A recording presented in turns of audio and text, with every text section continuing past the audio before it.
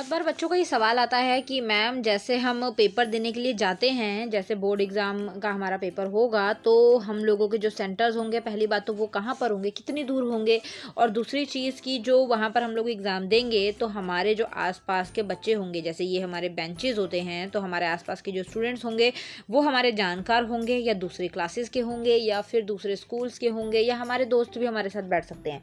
तो ये क्वेश्चन जो है बच्चों के दिमाग में बहुत आता है जब वो बोर्ड एग्ज़ाम देने जाते हैं। तो यहाँ पर मैं आप लोगों को कुछ चीज़ें क्लियर कर देती हूँ। सबसे पहली चीज़ कि आप लोगों के पेपर जो हैं वो जैसे इस तरीके से यहाँ पर ये बैठे हुए हैं, ठीक है, इस तरीके से आप लोगों के पेपर होते हैं।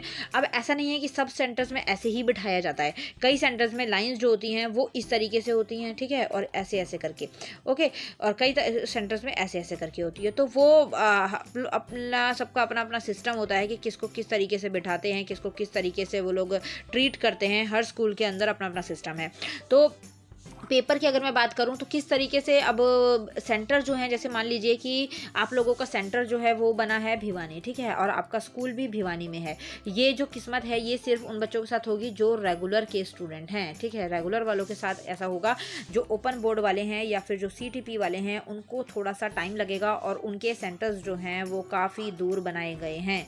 जैसे कईयों के सेंटर जो हैं वो भिवानी बने हैं, कईयों के सेंटर जो हैं वो कैथल बने हैं और कुछ के गुड़गांव भी बने हैं।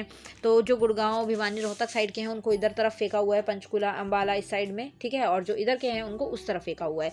तो थोड़े थोड़े दूर दूर सेंटर्स बना रखे हैं ओपन और CTP कंपार्टमेंट वाले जो बच्चे होते हैं। तो आप लोगों के सेंटर कहाँ कहाँ है वो मुझे कमेंट में बताना बेटा। और आपके जो आसपास के बच्चे होंगे थोड़ी हेल्प हो जाती है, तो आप लोग आसपास जो भी साथ के होंगे वो आपस में साथ में जाना, ठीक है, ताकि हेल्प हो सके। तो अब यहाँ पर भिवानी, जैसे आपको मान लीजिए कि आपका जो सेंटर है, जैसे आप भिवानी के हैं और आपका स्कूल भी जो है वो भिवानी में बना है, ठीक है। तो यहाँ पर बात आती है कि जो आपका सेंटर होता है उसके अंदर जो बच्चे बैठते हैं वो, आप जैसे मान लीजिए सबसे पहले तो आप रेगुलर स्टूडेंट होने चाहिए, ठीक है। CTP और कंपार्टमेंट वाले बच्चे तो बिल्कुल डिफरेंट ही होते हैं।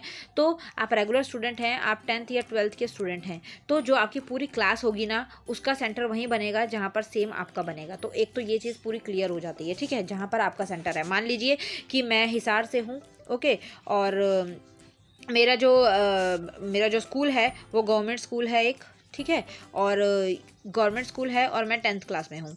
तो मेरा सेंटर जो है इस तरीके से, सेंटर मेरा एक बनता है थोड़ा सा 5 किलोमीटर दूर मेरे स्कूल से, ठीक है।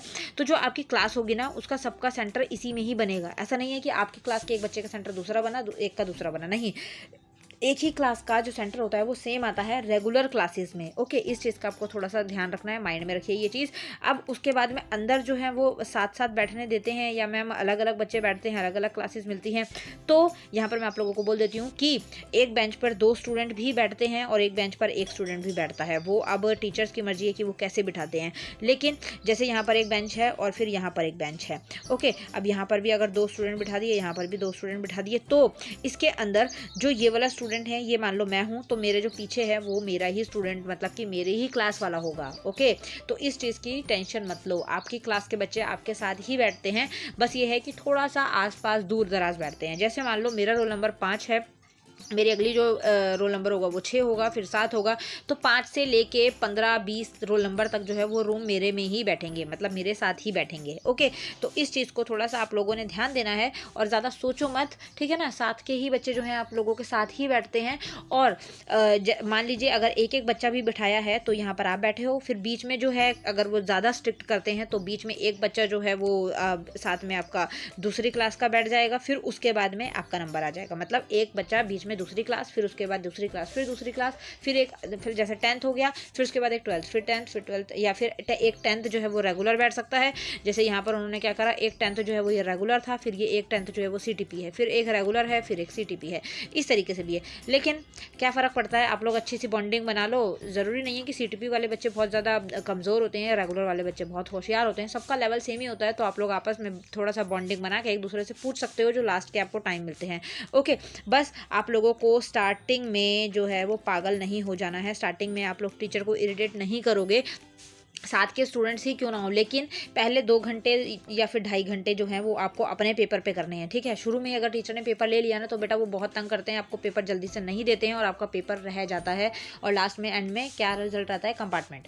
तो इसलिए अच्छे बच्चों की तरह रहना है, ध्यान से पेपर करना है और बिल्कुल भी वहाँ पर परेशान नहीं करना है। बोर्ड की प्रिपरेशन अच्छे से करो, स्टडी करो, पासिंग मार्क्स तो पहले लेके आने ही हैं तो उन पर फोकस रखे, उतना पेपर कर लेना जब आपको लगे कि हाँ मैं पास हूँ भाई। अब अगर मेरी पेपर जो वो टीचर पकड़ भी लेता है फिर भी मैंने पासिंग वाला पेपर कर दिया है, उसके बाद ही सोचना आसपास चीटिंग करने का या अगर पर्चियां भी लेकर आए वो निकालने का, जो भी है, ठीक है। लेकिन पर्ची वर्ची अगर लेके जाते हो तो आपका जो प्रीवियस पेपर भी आपने कर रखा होगा वो चेक नहीं होगा, क्योंकि वो यही समझेंगे कि आपने सारा पेपर ही चीटिंग करके करा है। तो इसलिए पर्चीबाजी जो करते हो या फिर आप इधर उधर से पूछ के या फिर आप लोग जो भी ट्रिक्स निकालते हो चीटिंग करने की, उसको छोड़ के मेहनत पर भरोसा रखो। बाद में 5-10 मिनट अगर मौका मिलता है, अगर टीचर्स अच्छे मिलते हैं तो लास्ट में आपको पूछने का चांस मिल जाता है। ओके, चलिए, आई होप वीडियो हेल्पफुल रहेगी। कोई डाउट हो, कुछ ना समझ आए, कमेंट कीजिए। टेलीग्राम डिस्क्रिप्शन में लिंक है और इंस्टा का भी लिंक है, वहाँ पर मैसेज कर सकते हैं। ओके, न्यू वीडियो में जल्दी मिलती हूँ। Bye bye.